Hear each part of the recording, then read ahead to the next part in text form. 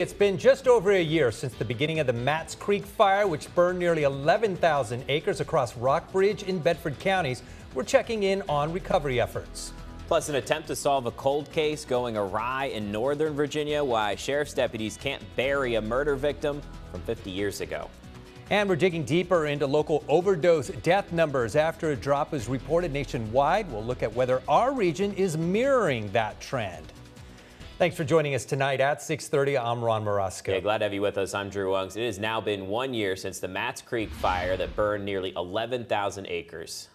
WFXR's Sam Graham was in Rockbridge County today, checking in with officials on the long-term impacts of that blaze and how the recovery process is coming along.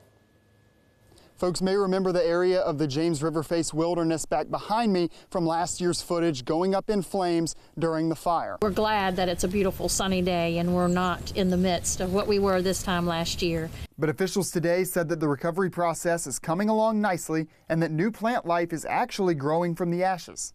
The vast majority of the burned acreage really experienced very minimal severity or effects from fire, and those effects were actually beneficial. As Lorber explained, many of the plant species in the Appalachians benefit from fire. It clears out dead debris and gives new plants more access to sunlight. In March, it looked black. In April, we see shoots of ferns and seedlings and grasses and wildflowers pop out. Beyond plant life, officials discuss the long-term impacts on all facets of the burned area. I am happy to report that overall the landscape did not receive significant impacts to watershed function, stream health, or forest health. 85% of the burned area sustained almost no damage, and the more heavily damaged areas seem to be centrally located in the southwest portion of the burn map. In spite of the benefits, officials say people need to understand how fires can be prevented.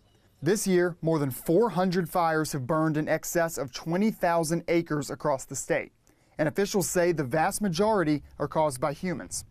95% of all of our fires are human caused. And so carelessness is very much a big part of why we have a presence of fire in Virginia.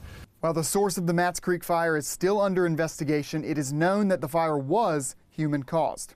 McCarthy urged the public to turn to firewise.org to learn more about how to keep yourself, your home, and your community safe from wildfires. In Rockbridge County, Sam Graham, WFXR News.